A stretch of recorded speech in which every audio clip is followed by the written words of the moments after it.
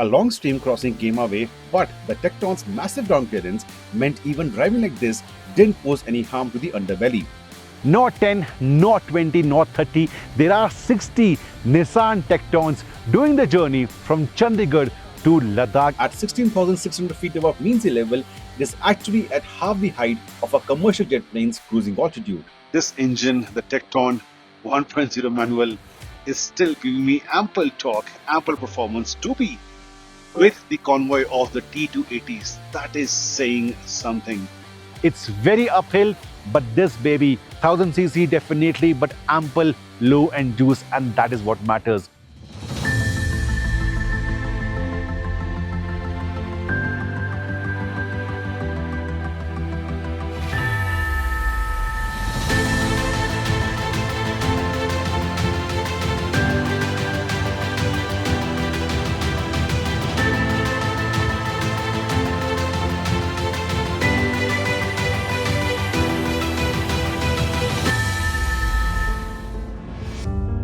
Absolutely bonkers of a landscape behind me. We are in the heart of Zanskar, and the new road to Leh Ladakh is finally open in good condition. This is the road that BRO, the Border Roads Organization, has been trying to open for a lot of years for the Indian Army and of course for tourism as well.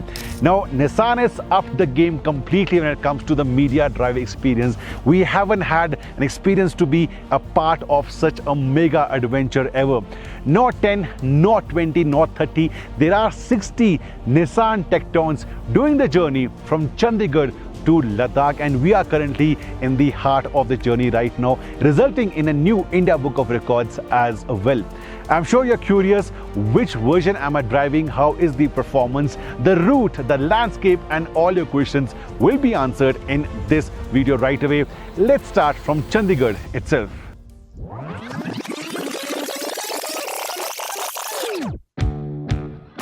Let's go back to Chandigarh for day 1 proceedings. We kicked off from our hotel at 8:30 am and the plan was simple and straightforward. Move in a convoy, munch up miles and enjoy the scenery and the Tekton too. The initial hour and a half was on straight roads as we left Chandigarh behind and aimed for Kiratpur Sahib. From here, a right turn towards the hills, and this is where the scenic part started. Do note, 90% of the road to Manali is not tarmac and has multiple new age tunnels. One after another, we gained pace while keeping a check out for speeding cameras. And a night stay? Alright, about 20 minutes from Manali and 45 minutes from a night destination. The night destination is at Solang Valley. It's ahead of Manali. It's higher than Manali, around 8,000 feet above mean sea level, and very helpful for getting used to altitudes because tomorrow we sleep at almost 11,000. So to avoid EMS, that is the plan. Safsuj by my side, and today has been a mix, a bag of mixed beans. Convoy sometimes slows you down, but otherwise a lot of enjoyable moments with the Tekton. We have the 1.0 manual, 1000cc. It's a heavy car, and yet the performance and the low end torque have been satisfactory. Also the suspension and the seat comfort, truly top notch. I stand 6 feet tall with a large build, and Nissan has been claiming that these seats are one of the best and one of the largest in the segment. We also use the seat ventilation in the morning, and again the ventilation is almost segment leading. So yeah, day number 1 will finish very soon. We'll get you some visuals as we drive into a parking lot at Solang Valley Resort. But tomorrow is when the real adventure with the convoy of Tektons should start. We finally rolled into Solang Valley Resort by evening. At 8,000 feet above mean sea level, this was a great stop for night acclimatization.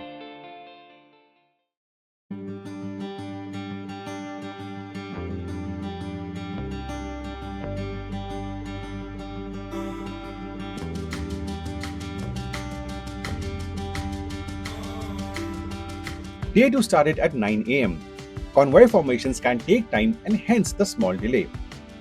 We rolled on for about 10 kilometers before stopping to regroup all the cars while ensuring regular commuters didn't face any issue. Day number 2 has started from Solang Valley. We have come approximately 5 kilometers ahead for a regroup of the convoy.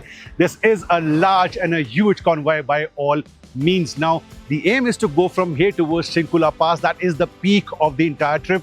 We are still driving the 1000cc manual turbo, and you can make out I am panting because of the elevation. But that is where the big question comes. How will the car perform? The T160, it's a heavy safe car. How will the car perform over Shinku Pass and then into the Zanskar Valley as well? For now, rain gods by our side. It's cloudy, it's foggy, but no rains. And the convoy here is lovely to look at. You will agree. Next destination, Atal Tunnel, and then into the Lahore Valley. From here on, it was rolling into paradise. First, the 9-kilometer long Atal Tunnel, taking us from Kullu Valley into the majestic Lahore Valley. This is also the world's longest single-tube highway tunnel above 10,000 feet, an engineering marvel in itself. And then on the other end, Lahore greeted us. As we went further up, traffic eased and the valley opened up, giving us views that looked right out of a movie. Every turn was a photo op, and we did stop at this place to get to the river, valley and the peaks in a single frame.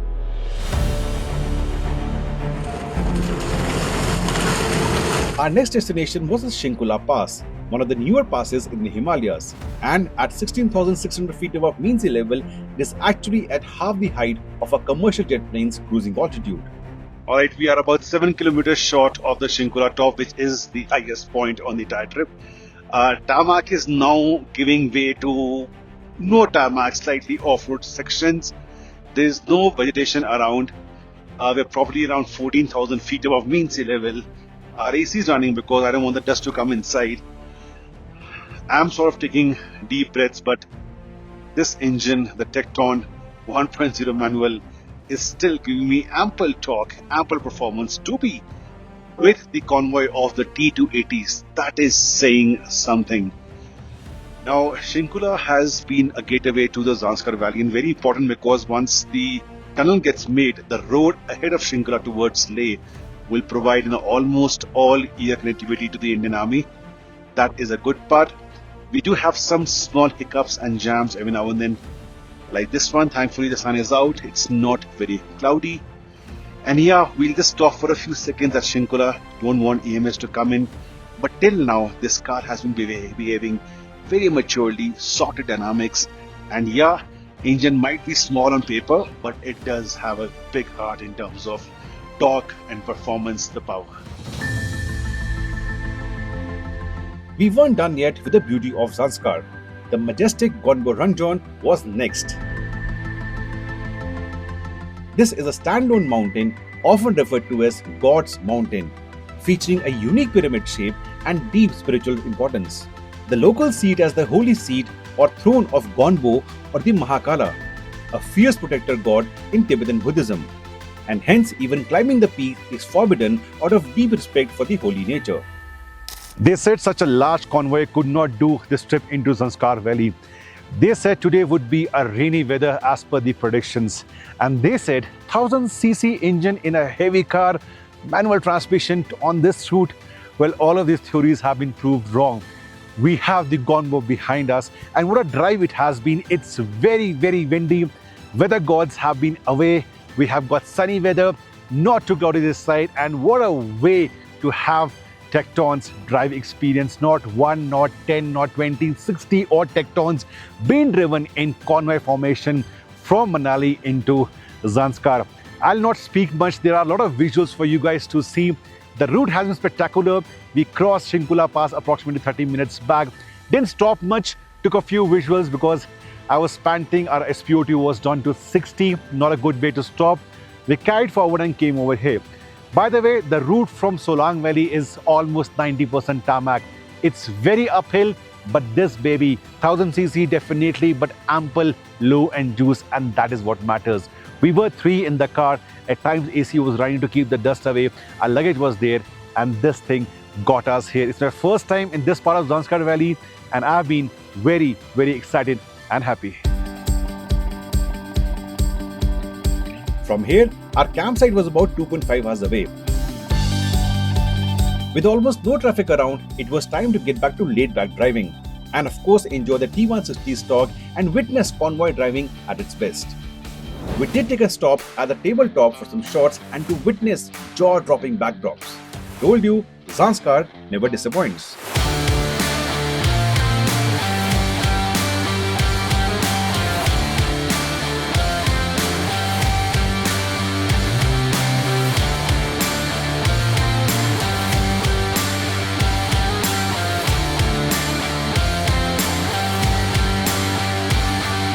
Just when I thought it would be all tarmac from here, surprise, surprise, a long stream crossing came our way, but the Tekton's massive ground clearance meant even driving like this didn't pose any harm to the underbelly.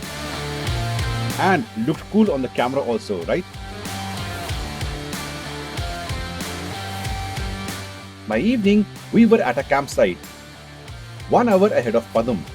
This place is called Zangla, and next to no civilization around, we were the only ones here. And night, well, have a look.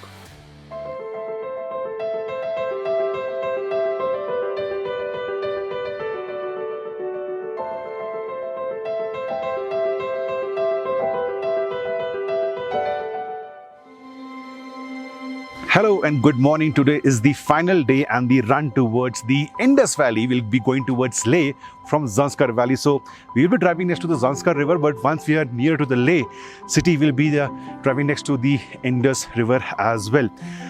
Bit of good news, we had been driving the 1000cc T160 for the last 2 days, and we now have the T280 with us. This is the 1.3 turbo. It's more powerful, it's got more torque, it should be more enjoyable as well. The weather is holding up, it's actually pretty warm for this kind of altitude in the month of July. Nevertheless, we're told this is a brand new road that goes towards Leh. Earlier, people from Leh, if they had to come to Zanskar, they had to go through Kargil, very long route, but this one is a shorter cut. It's well tarred, should be fun as well with more power and more torque.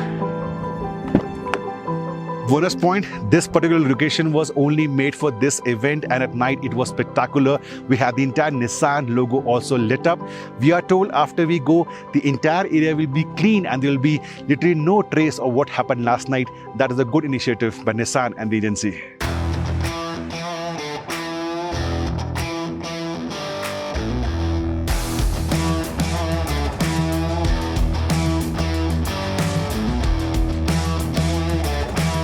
With about 150 kilometers ahead of us to Leh, this was an easy peasy day for us. We started again with the convoy formation and were one of the first groups to do this new route together.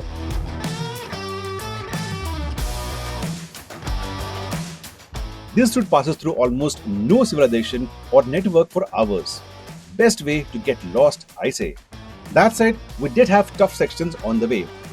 But all the T160s and 280s did this without a fuss.